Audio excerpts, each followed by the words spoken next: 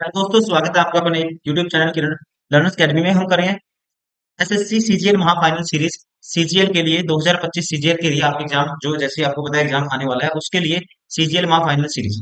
और इसमें हमारा टारगेट था 25 डेज। जैसे कि मैथ्स में 24 डेज 24 चैप्टर, रीजनिंग में 25 या 26 डेज 25 या 26 जितने भी चैप्टर बनते हैं। और वैसे ही जीएस वैसे इंग्लिश में। और हर चैप्टर की या हर जितने भी क्वेश्चन पूछे हैं हर चैप्टर की वो लेटेस्ट सारी की सारी टाइप हम कवर कर रहे हैं जो 2020 के बाद क्वेश्चन एसएससी के एग्जाम्स में टीसीएस ने पूछे हैं। तो चलिए अभी स्टार्ट करते हैं। इस वीडियो में कवर करेंगे सीजीएल में final series GS.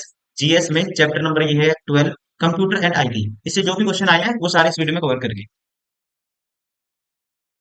Question number 1, column A के टास्क मैनेजर टैब का कॉलम बी में उनसे संबंधित कार्य क्षमताओं से मिलान कीजिए। ठीक है, कॉलम ए में दिया हुआ टास्क मैनेजर और उनकी जो कार्य क्षमता है वो दी है कॉलम बी में। तो सबसे पहले है प्रोसेस। प्रोसेस दोस्तों यहाँ पे इसका आएगा, ध्यान रखेंगे। इसका काम है जो कह सकते हैं किसको रिप्रेजेंट करता है, ये सक्रिय एप्लीकेशन और बैकग्राउंड प्रोसेस को प्रदर्शित करता है। पहले का आएगा बी। उसके बाद परफॉर्मेंस।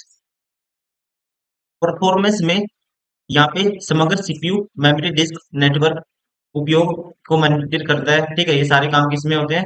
ठीक है, रिप्रेजेंट करेगा परफॉर्मेंस इन सभी को ए को। ठीक है, ए में जैसे कह सकते हैं समग्र सीपीयू मेमोरी डिस्क और नेटवर्क उपयोग को मॉनिटर कौन करता है, परफॉर्मेंस। उसके बाद स्टार्टअप। स्टार्टअप का आएगा सिस्टम स्टार्टअप के दौरान रन होने वाले प्रोग्रामों को मैनेज करता है कौन, स्टार्टअप। फिर बच गया जो उसका आएगा ऐप स्टोरेज। ऐप हिस्ट्री मतलब विंडोज स्टोर एप्स के लिए रिसोर्स यूजेज को रिप्रेजेंट करता है। ठीक है, तो राइट आंसर होगा इसका। यहाँ पे एक भी पता है तो बहुत सारे ऑप्शन एलिमिनेट हो जाते हैं। कुछ दो दिन तो आपको इसमें से आते ही होंगे, अगर हो सकता है एक कोई पॉइंट ना हो तो, लेकिन एक दो तो पक्का आपको पते होंगे। ठीक है, अगर आपको एक दो भी पता है तो ऑप्शन एलिमिनेट कर दोगे, आपका क्वेश्चन ठीक हो जाएगा। तो इसका जो राइट आंसर होगा ये होगा ऑप्शन फोर। पहले का बी, दूसरे का ए, तीसरे का सी और चौथे का क्या था, D. Question number 2, name the web portal launched by the department of telecommunication sharing information on mobile towers and EMF emission compliances. Hindi में पढ़ देता हूँ। मोबाइल टावरों और ईएमएफ उत्सर्जन अनुपालन, जिसे बोलते हैं ईएमएफ इमिशन कंप्लियंसेस, पर जानकारी साझा करने वाले दूरसंचार विभाग द्वारा शुरू किए गए वेब पोर्टल का नाम बताएं। तो यहाँ पे इसका दोस्तों राइट आंसर होगा, ध्यान रखेंगे, ऑप्शन थर्ड। इसका नाम है Tarang Sanchar. Option third is correct.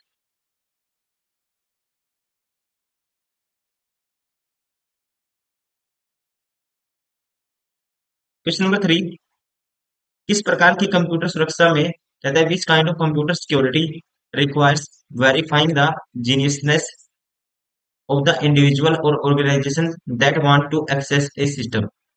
Hindi पढ़ देता हूँ। किस प्रकार की कंप्यूटर सुरक्षा में किसी सिस्टम को एक्सेस करने के इच्छुक व्यक्तियों या संगठनों की वास्तविकता को सत्यापित करने की आवश्यकता होती है। किस प्रकार की कंप्यूटर सुरक्षा में, तो यहाँ पे ध्यान रखेंगे राइट आंसर होगा इसका, ये है ऑप्शन थर्ड। इसे बोलते हैं authentic authentication. Option third is correct. या हिंदी बोलेंगे इसको अधिक प्रमाणित। क्वेश्चन नंबर 4, निम्नलिखित में से किस प्रकार के हैकर्स, जिन्हें क्रैकर्स के रूप में भी जाना जाता है, सिस्टम में अनधिकृत पहुंच प्राप्त करने के लिए हैक करते हैं और इसके प्रचलनों को हानि पहुंचाते हैं या संवेदनशील जानकारी चुरा लेते हैं। ठीक है, तो ये हैकर्स का जो टाइप है इसे बोलते हैं, राइट आंसर होगा, ध्यान रखेंगे, black hat. Option second is right.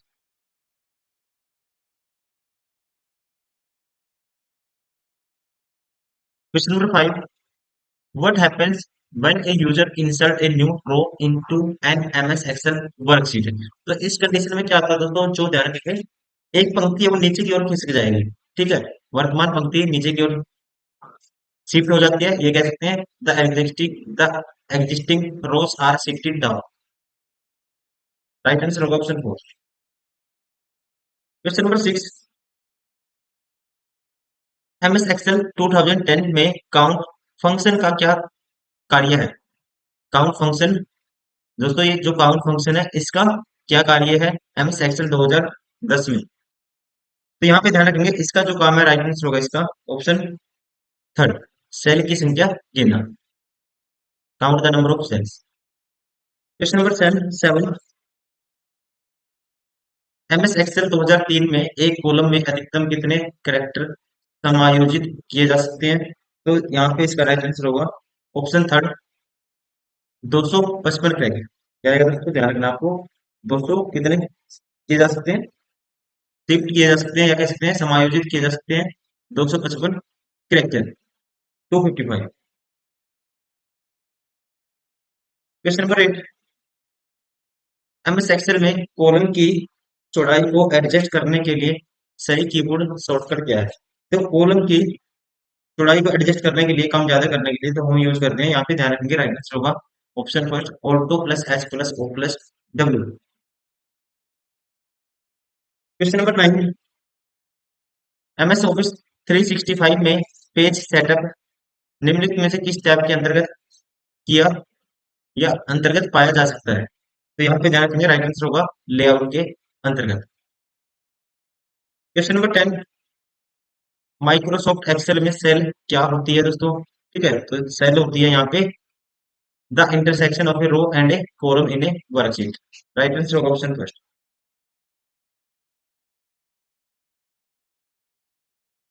Question number 11,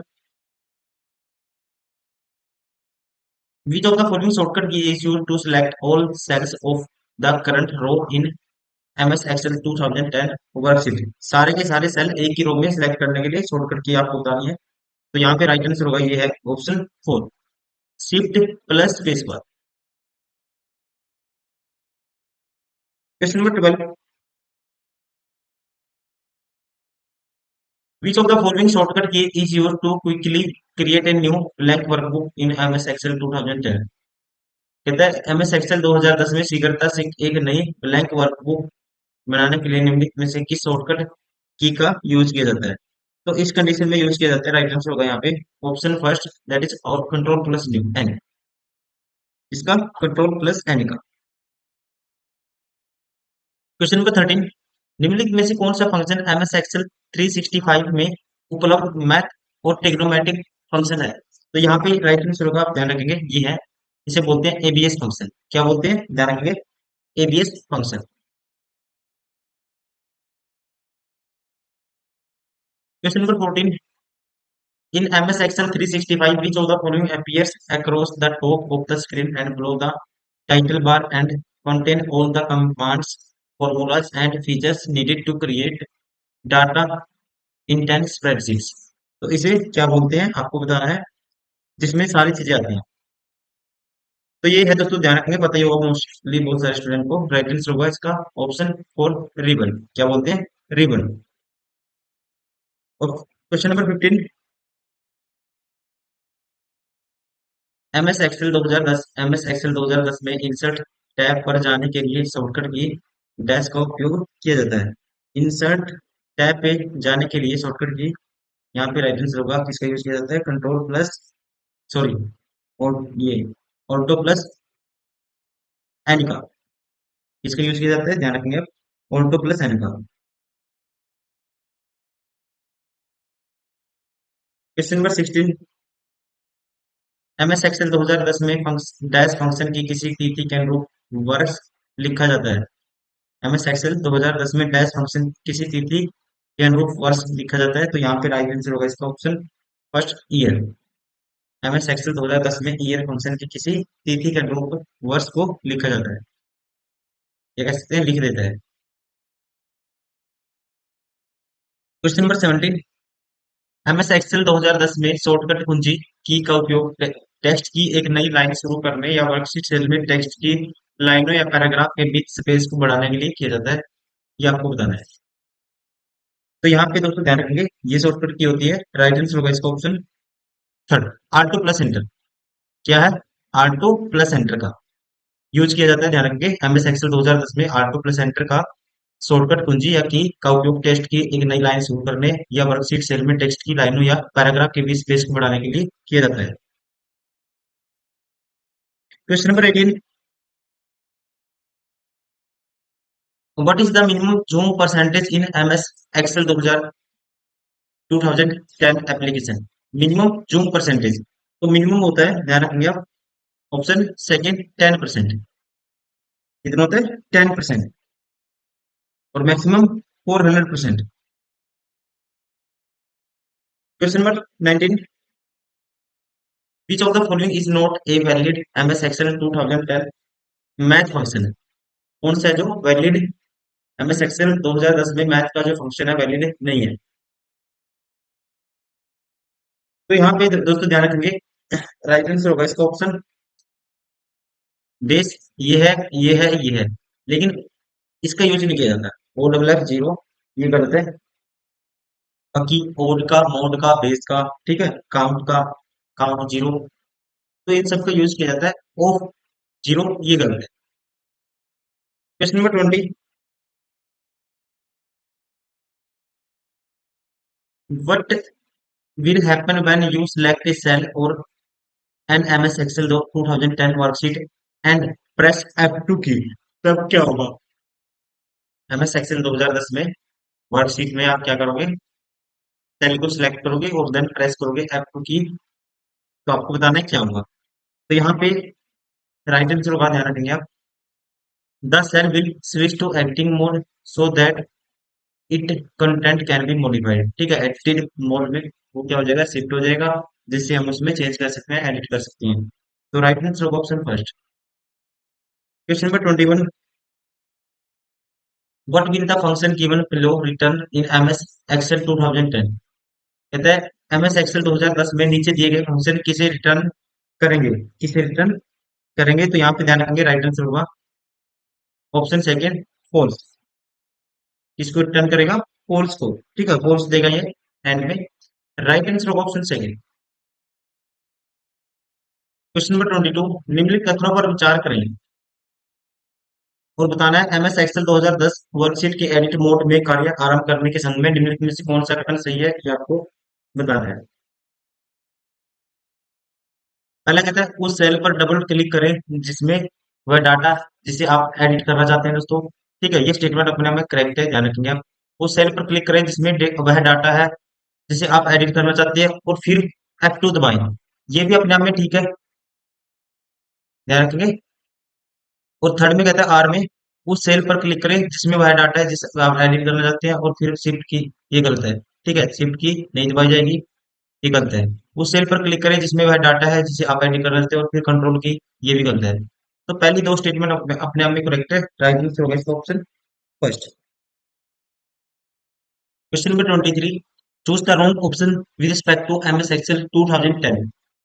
MS Excel 2010 के बारे में हमें इसके संबंध में गलत कथन या गलत कह सकते हैं ऑप्शन चूज करना है जो गलत है। पहले कहते हैं एमएस एक्सेल 2010 में हम F12 का उपयोग करके फाइल को सेव कर सकते हैं। ये अपने आप में स्टेटमेंट दोस्तों, ठीक है, याद रखना आपको, ठीक है। एमएस एक्सेल 2010, एमएस एक्सेल 2010 में हम इंसर्ट टैब से टेबल प्रविष्ट कर सकते हैं। इंसर्ट टैब से टेबल को क्या कर सकते हैं? प्रविष्ट मतलब कि नई टेबल इंसर्ट कर सकते हैं। ठीक है, ये भी अपने आप में स्टेटमेंट क्या है? करेक्ट है। एमएस एक्सेल 2010 में हम किसी सेल में कमेंट प्रविष्ट कर सकते हैं, हम कमेंट भी क्या कर सकते हैं? इंसर्ट कर सकते हैं। ये भी अपने आप में स्टेटमेंट ठीक है। एमएस एक्सेल 2010 में एक नई रिक्त ब्लैंक फाइल खोलने के लिए कंट्रोल ओ का उपयोग किया जाता है। ये स्टेटमेंट क्या है? गलत है। बाकी अपने आप में सारे ठीक है, ध्यान रखेंगे आप। Right answer of option four. Question number 24, 24 में कहता है how can you exit a slide show and return to ending mode in MS PowerPoint? MS PowerPoint में आप स्लाइड शो एग्जिट करके एडिटिंग मोड पर कैसे लौट सकते हैं? तो इसके लिए की होती है, ध्यान रखना आपको, राइट आंसर होगा, हम प्रेस करते हैं कौन सी? Escape key, option four is correct. Question number 25, what are the correct step for creating a blank presentation in MS Word? इसके लिए आपको पहले फाइल पे जाना होगा, फिर जाते हैं न्यू पे, फिर ब्लैंक प्रेजेंटेशन लेते हैं। ठीक है, right answer option second. Question number 26, MS word में कौन सा ऑप्शन यूजर को डॉक्यूमेंट टेक्स्ट को बाईं और बीच में दाईं ओर अलाइन करने या पूरे पेज पर इसे जस्टिफाई करने की सुविधा देता है? एमएस वर्ड में कौन सा ऑप्शन यूजर को डॉक्यूमेंट टेक्स्ट को बाईं और बीच में दाईं ओर अलाइन करने या पूरे पेज पर इसे जस्टिफाई करने की सुविधा देता है? तो ये आपको बताना है। ध्यान रखेंगे, इसका राइट आंसर होगा पैराग्राफ अलाइनमेंट। पैराग्राफ अलाइनमेंट क्या करता है? टेक्स्ट के अलाइनमेंट को बाईं और बीच में दाईं ओर एडजस्ट करता है और इसे जस्टिफाई करता है। That is paragraph alignment. Right answer होगा option first. Question number 27। What is the main purpose of using a template when creating a presentation in MS PowerPoint? कहता है MS PowerPoint में प्रेजेंटेशन क्रिएट करते समय template का उपयोग करने का मुख्य जो रीजन है, उद्देश्य, पर्पस क्या होता है, ये आपको बताना है। ठीक है, तो इसका जो उद्देश्य होता है ये होता है, ध्यान रखेंगे आप, to ensure consistency and professionalism. Consistency और प्रोफेशनलिज्म सुनिश्चित करने के लिए।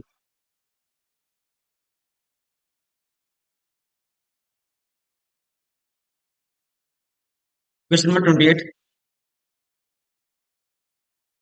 In MS Word, which feature allows you to create different headers and footers for odd and even pages in document? ठीक है, तो ये फीचर आपको बताना है कौन सा है। इसका राइट आंसर होगा, ध्यान रखेंगे, ये है different odd and even pages feature. Question number 29। In Microsoft Word what is the purpose of the print preview feature? Print preview feature का दोस्तों आपको बताना है, इसका मेन उद्देश्य या पर्पस क्या है, तो आपको पता ही होगा। ठीक है, किस लिए? यह देखने की मुद्रित होने पर डॉक्यूमेंट कैसा दिखेगा। To view how the document will appear when printed, जब प्रिंट हो जाएगा वो कैसा दिखेगा, ये सब देखने के लिए किसका यूज करते हैं हम? प्रिंट प्रीव्यू फीचर का।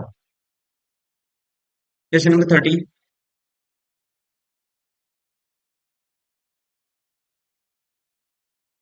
एमएस वर्ड 2010 में quick access toolbar, quick access toolbar के बारे में निम्नलिखित में से कौन सा कथन गलत बताना है, कौन सा है इनमें से? ठीक है, कौन सा गलत है? पहला पी में कहता है क्विक एक्सेस टूलबार में डिफॉल्ट रूप से सेव, अनडू और रीडू बटन होते हैं, ये अपने में ठीक है। क्विक एक्सेस टूलबार में डिफॉल्ट रूप से कट एंड डू, अनडू और रीडू बटन होते हैं दोस्तों, ये गलत है।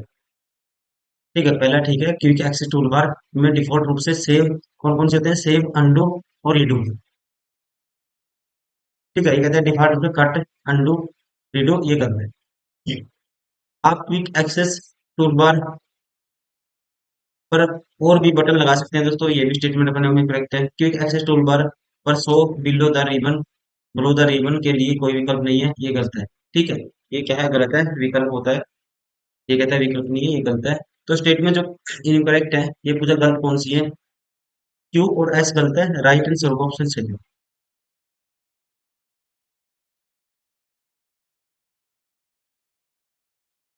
Question number 31। एमएस वर्ड 2010 में निम्नलिखित में से किस कीबोर्ड शॉर्टकट की का उपयोग टेबल की एक रो में पिछले सेल में जाने के लिए किया जाता है? एक रो में पिछले सेल में तो जाने के लिए दोस्तों किया जाता है, तो ये आपको बताना है वो कौन सी शॉर्टकट की है एमएस वर्ड 2010 में। तो यहाँ पे इसका राइट आंसर होगा, ध्यान रखना आपको, ये है, हम यूज करते हैं किसका? Shift plus tab. इसका यूज किया जाता है shift plus tab. Question number 32।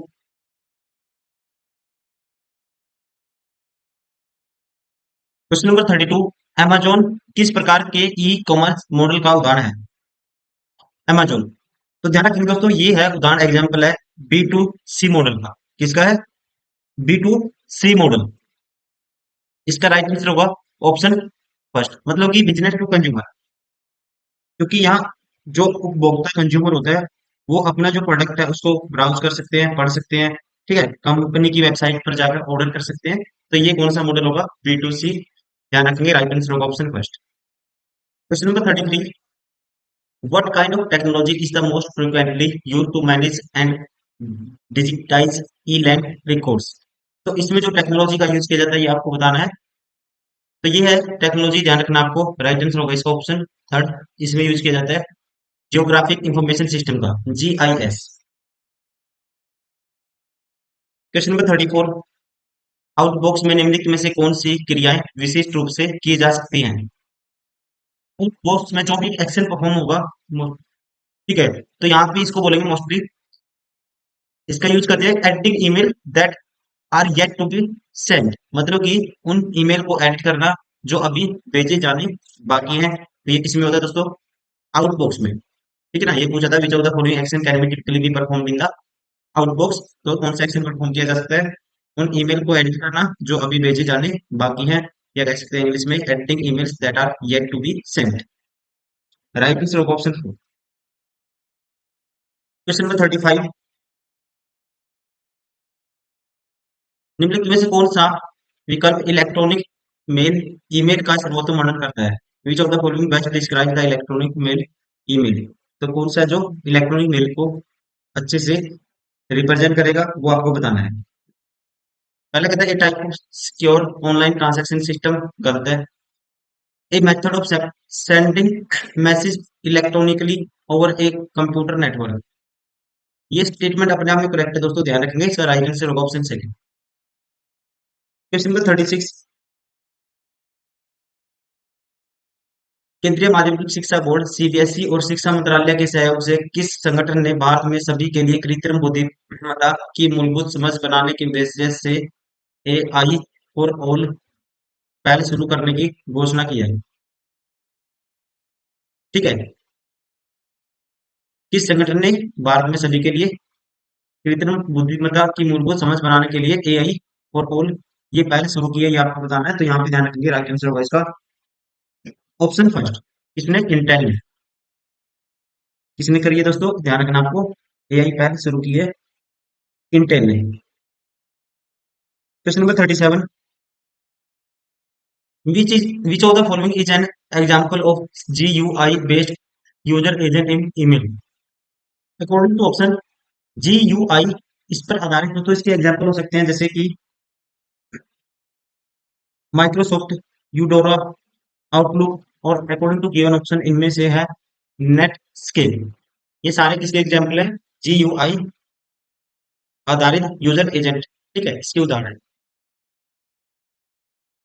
Question number 38, Gmail में जब आप कोई मेल प्राप्त करते हैं और उसी मेल के जवाब में और केवल मूल प्रेषक को मेल भेजना चाहते हैं तो आप किसका उपयोग करते हैं? ठीक है, कहता है, इंग्लिश पढ़ देता हूँ, in the Gmail what do you use when you receive a mail and want to send the mail in response of the same mail and to original sender only. तो हम किसका यूज करते हैं ये आपको बताना है। तो यहाँ पे इसका राइट आंसर होगा, किसका करते हैं दोस्तों? रिप्लाई का। रिप्लाई ऑल तो सब पे जाएगा, ठीक है, तो इसका यूज करेंगे रिप्लाई का। क्वेश्चन नंबर 39, निम्नलिखित में से कौन सा ईमेल सेवा प्रदाता का उदाहरण नहीं है? कहता है which of the following not an example of email service provider. का कौन सा है जो एग्जांपल नहीं है? कौन सा है जो एग्जांपल नहीं है? आउटलुक दोस्तों ईमेल सर्विस प्रोवाइडर है, जीमेल भी है, yandex भी है। तो सारे के सारे आएंगे, राइट आंसर ऑप्शन है। क्वेश्चन नंबर 40,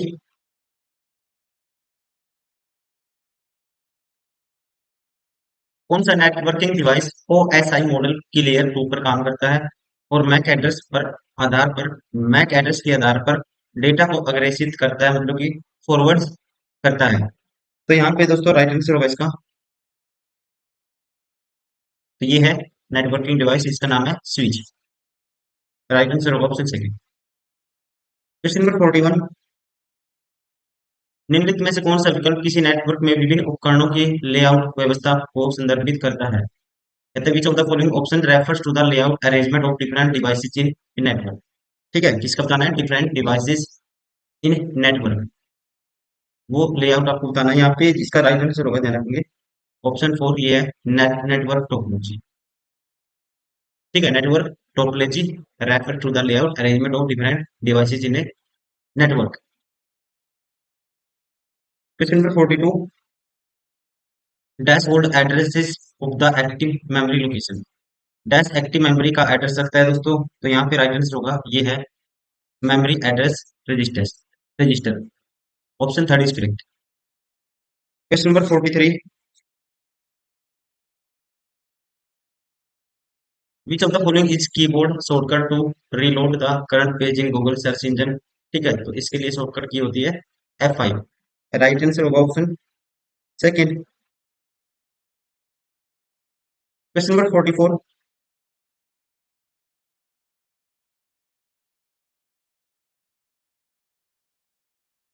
विंडोज में सिस्टम सेटिंग्स को मॉडिफाई करते समय, विंडोज में सिस्टम सेटिंग को मॉडिफाई करते समय यूजर अकाउंट कंट्रोल यूएसी बोलते हैं इसको, की क्या भूमिका होती है। ठीक है, तो इसमें यूजर अकाउंट कंट्रोल की क्या भूमिका होती है ये आपको बताना है। तो ध्यान रखेंगे इसका यूज किया जाता है। इसकी भूमिका होती है सिस्टम वाइड परिवर्तन से पहले अनुमति के लिए प्रॉम्प्ट करना। राइट आंसर होगा ऑप्शन फोर। ठीक है ना, विंडोज में user account control UAC system wide परिवर्तन करने से पहले अनुमति की क्या होते हैं, संकेत है।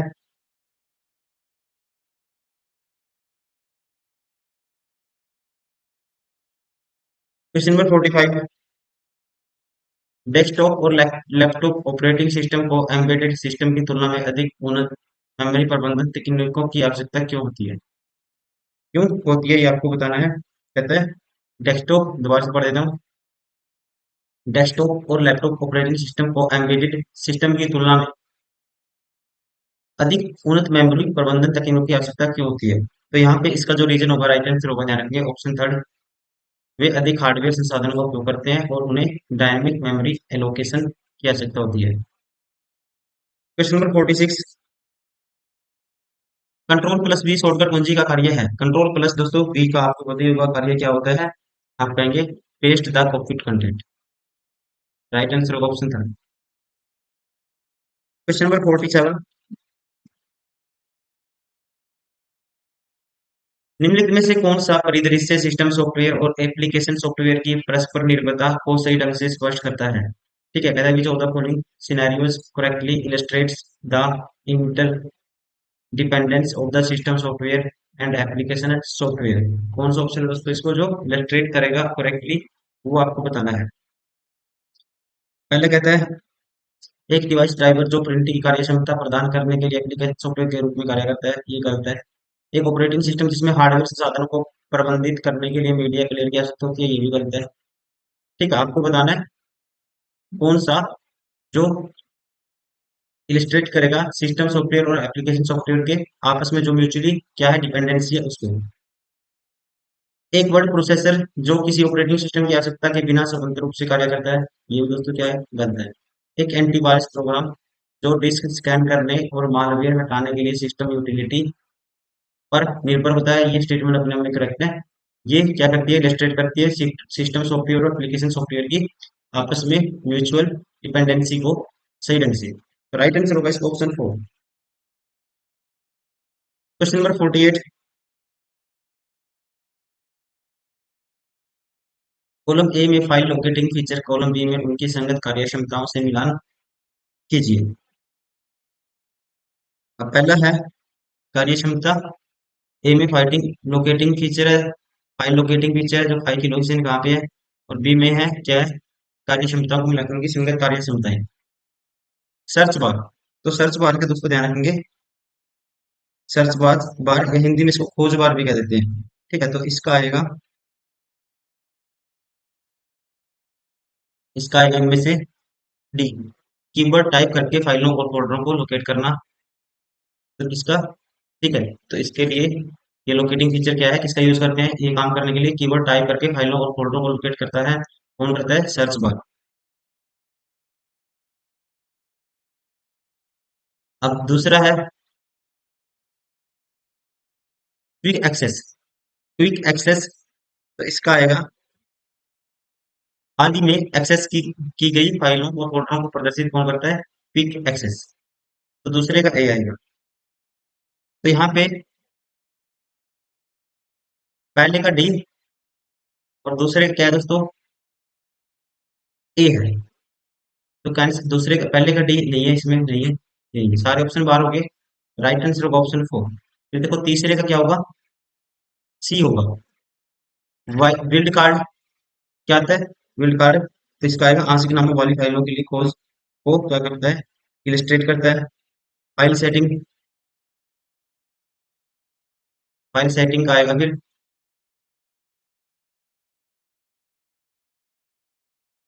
कोई file sorting, sorry file sorting का आएगा। एट्रीब्यूट के द्वारा फाइलों की ग्रुपिंग करने और सॉर्टिंग करने की सुविधा देता है। ठीक है, तो इसका आएगा भी right answer option. Question number 49। Crypto locker is a form of which of the following. Crypto locker form होती है, यहाँ पे राइट आंसर होगा is a form of ransomware। Crypto locker is a form of ransomware, right answer of option first. Question number 50। The dash method is commonly use to verify the integrity of data. ठीक है, integrity of data के लिए कहते हैं dash विधि का उपयोग सामान्यतः data की इंटीग्रिटी की वेरीफाई करने के लिए किया जाता है। तो ये मेथड है दोस्तों, यहाँ पे राइट आंसर होगा इसका ऑप्शन सेकंड, यूज करते हैं इसका हैशिंग का। Option second is correct. Question number 51।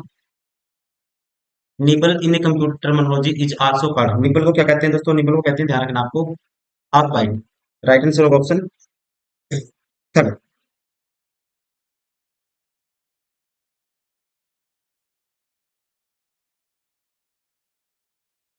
Question number 52।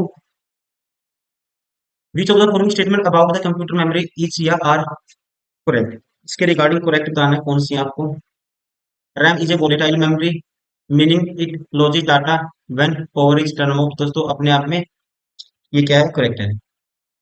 ये क्या है, वोलेटाइल, मतलब डाटा उड़ जाए। ROM is use to store essential instruction required for the computer boot. ये भी ठीक है, ये भी ठीक है, तो राइट आंसर होगा both 1 and 2 are true.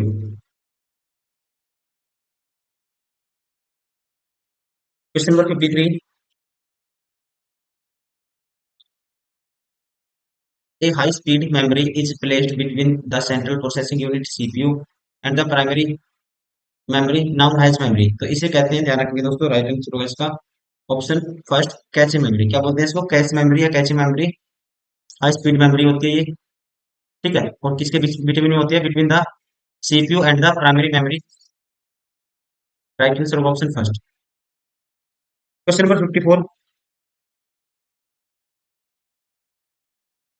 What is a common sign that a computer might be infected with a virus. तो इसका जो कॉमन साइन क्या होगा ये आपको बताना है।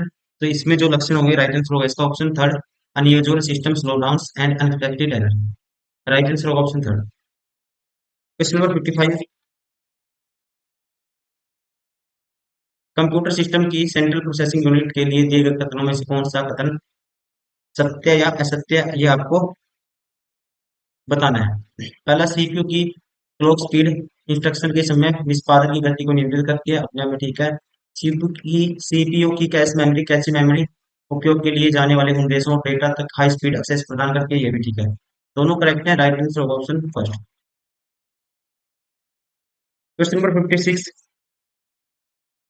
What is the keyboard shortcut to copy in the most window application. Copy के लिए दोस्तों पता ही होगा आपको, कंट्रोल प्लस सी, और पेस्ट के लिए control plus V. Question number 57। Window 10 में, in window 10 which of the following keyboard shortcut is used to display the hide the desktop. कहते हैं विंडो 10 में डेस्कटॉप को डिस्प्ले करने और हाइड करने के लिए निम्नलिखित में से किस कीबोर्ड शॉर्टकट का उपयोग किया जाता है। तो इसके लिए यूज किया जाता है, राइट आंसर होगा विंडो लोगो कुंजी कुंजी प्लस डी। कैसे में window logo key plus D, right answer होगा option first. Question number 58। Which of the following statement about the central processing unit CPU are correct. इसके बारे में करेक्ट कौन सी है ये आपको बताना है। सीपीयू को कंप्यूटर का मस्तिष्क कहा जाता है दोस्तों, ये अपने आप स्टेटमेंट क्या है, बचपन से सुनते आए होंगे आप, ठीक है। दूसरा, दूसरा कह रहा है सीपीयू में तीन मुख्य इकाइयां होती हैं, नियंत्रण, सीयू, अंकीयक, एएलयू और कैश मेमोरी। ये दोस्तों क्या है, दूसरी स्टेटमेंट गलत है, ये क्या है, गलत है। ठीक है, तो यहाँ पे इसका राइट आंसर होगा फिर option second, only one is true. Question number 59। Computer की निम्नलिखित पीढ़ियों में से किसमें ट्रांजिस्टर की तकनीक का उपयोग सबसे पहली बार किया गया था। तो पहली बार किया गया था दोस्तों, ये जनरेशन थी, इसका राइट आंसर होगा दूसरी जनरेशन, 1959 से 65 तक। क्वेश्चन नंबर 60, क्यूआर कोड में क्यूआर का पूर्ण रूप क्या है? क्यूआर का जो पूर्ण रूप होता है, ये मोस्टली पूछा जाता है कई बार एग्जाम में, किसी न किसी स्टेट लेवल पे पूछ लिया जाता है। तो यहाँ पे इसका राइट आंसर होगा क्विक रिस्पॉन्स। ठीक है ना, क्यूआर का मतलब दोस्तों क्या होता है, क्विक, जल्दी से रिस्पॉन्स करना। यहाँ पे राइट आंसर होगा ऑप्शन 4।